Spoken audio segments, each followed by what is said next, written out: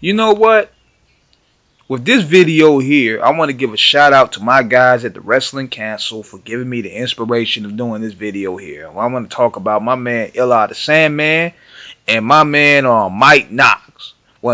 Two of the best wrestling platforms out on YouTube and live stream and StreamYard, whatever you may call it. But I wanted to get to the meat and potatoes of the situation, and the R-Truth firing is what also gave me the motivation to do this, alongside with the bad company morale that the WWE has been getting since the acquisition of TKO. So I want to ask y'all this: are we really surprised about Triple H, yo? I mean, it's reports going around saying that Triple H was the one that sent Truth his walking papers and sent Carlito his walking papers. But at the end of the day, are we really surprised? Because let's just go to the basics here. Let's talk about this here. He was a part of the Clique. Now, granted, the Clique were very talented. Part of the cool moments of the 90s.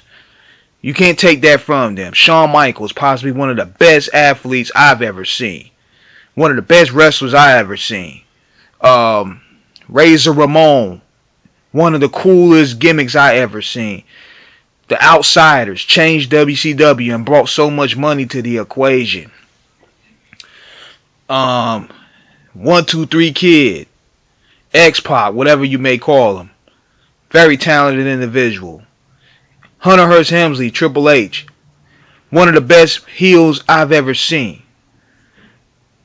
But if you're looking at it from a talent aspect, those guys are very talented in their own right, and they deserve their flowers if I'm looking at it as a fan. But if you're looking at it from the human morale standpoint, what are these guys notorious for? Backstabbing, manipulating Vince McMahon, because at the time Vince was very insecure about his fetal position as running the ship, because there was a lot of shit going on. We was going through the steroid scandals. He was losing a lot of his stars. He was unsure where to go, so they were able to manipulate him to bury and to run a lot of talent out. And we talk about Bam Bam Bigelow. We talk about Chris Candido. We talking about the franchise, Shane Douglas. We talking about Adam Bomb. We talking about whole lot of talent that were really had the potential to really make a dent, but the Clique had them demoted. Ahmed Johnson, the list goes on. Now, number two, let's not forget, Triple H was the one that got in Vince's ear to screw Bret in the 1997 Montreal screw job. He admitted it, and they lied about it, and even Bret Hart's wife at the time, Julie Hart, confronted him about that outside of the locker room. You can check that out on Wrestling with Shadows. And Triple H knew it all along. He was like, I swear to God I didn't know. Knowing you was lying. You the one that gave them the idea to do that shit. So, meanwhile, the Clique, they thought they got Bret Hart out of town. So, they tried to hold down the Rock. They tried to bury the Rock. And Bret Hart had to pretty much let them know, like, look, y'all not doing it to this guy here.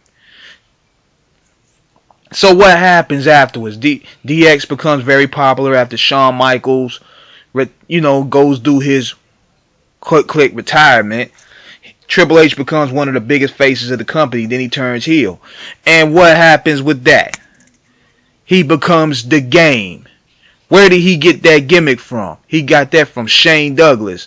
His whole franchise gimmick, from his look, the way he carried himself, his posture, the catchphrase, all that came from Shane Douglas. He stole that for his Game gimmick. Not to mention talk shit about Mick Foley and The Rock, because Stone Cold didn't want to work with him like that. He didn't want to put him over, because he probably saw what we was seeing. But Foley, he used to shit on Foley and The Rock a lot, but despite them killing themselves to put his ass over.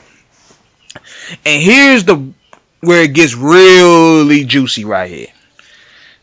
He literally betrayed and destroyed Chyna's whole career in life, so that way he could catapult himself by marrying the boss's daughter. Chyna was never the same since then. And she ended up losing everything and never got it back. And while this motherfucker, he went ahead and leveled up.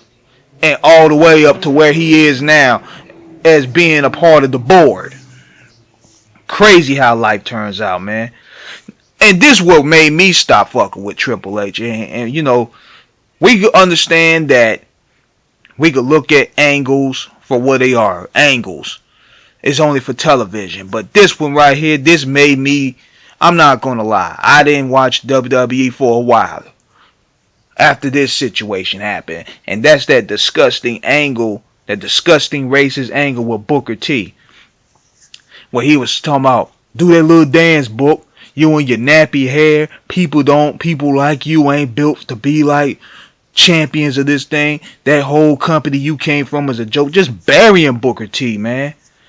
And then to make matters even worse, Booker T didn't even win the belt. And he got demoted. He had to fight and claw for years to get his momentum back. Now, Booker might say, I got a nice check from it. But at the same time, it hurt him. So what happens here? He started running Raw from 2004 to 2005. It turns Raw into his personal booking playground. And in the process, just killing the ratings. That's where SmackDown was whooping their ass. And plus, on top of that, he carries himself as someone who wouldn't rock with black people like that unless they're either a celebrity or got money. He just give me that vibe, you know what I mean? Then we going into the later years. He tried to demote Daniel Bryan's stock by calling him a C+ player. I mean a B+ player. How you gonna call that man a B+ player when your ass was C+ throughout your whole time, man? We talk about you was always the C-lister when it come to Stone Cold, when it come to The Rock. I might throw Mick Foley out in the mix. You might have been a D+, but I'm being nice today. But see, what he tried to do was he tried to camouflage his image by becoming Papa H to the new generation of wrestlers. You know, when he got the NXT, he turned that from what was considered to be a farm system to produce new talent and try to turn that to an indie system and basically start purging the indies like Vince McMahon was doing. He started purging all the indies and he created NXT from what considered a farm system to build and develop talent into an independent Ring of Honor playground. It was basically Ring of Honor with high production value and higher contracts. But one thing for sure, you can change the image, but you can't change who you are. And the real him is showing how he books. It shows how he books black talent. He don't know how to book black talent without making them look like a caricature. He don't understand how to book black talent. That's what MVP was calling him out on. Like, you mean to tell me you don't know how to elevate the Hurt Business? That's a simple slam dunk right there. Even though Vince McMahon dropped the ball, you couldn't elevate it. You couldn't do nothing with it. Oh, I forgot about how he buried Sting at WrestleMania too. I forgot about that. But people want to give him the accolades of the NXT gold, but in reality, we can't even give him that. Because Dusty was a part of that, Bill DeMott was a part of that, William Regal was a part of that. Other people were finding him the talent.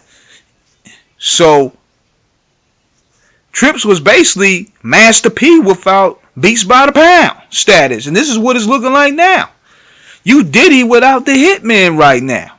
And now you seeing all this really showcase your true colors. The way you handle R-Truth. You shake these people's hand, but then stab them in the back. And then you kick them to the curb. You take photo ops with them, but yet behind closed doors, you signing their walking papers. Allegedly. That's a dangerous type of cat. And one thing you can respect about Vince McMahon's a straight shooter. He'll tell you straight up if you ain't got it. He ain't gonna go behind your back and backstab you. See, Triple H, he the type that, oh, you're gonna do good. You have great potential. You have great charisma. I'm gonna give you a call in the morning. And the next thing you know, you getting walking papers right there. But Vince McMahon will tell you, you ain't got it. That's the type of game. But then again, it goes through the theme song. It's all about the game and how you play it. He ain't lying. He knew how to play the game. I mean, shit. But there's a lot of character flaws that a lot of people overlook when he revamped his image as Papa H. The real him is coming out due to the way shit is moving right now. So that's what I wanted to say to y'all, man. So big shout out to everybody that tune into the wrestling content. Be sure to digest this, review this video, share this video. Let me know what you guys think in the comments. Come holler at your boy.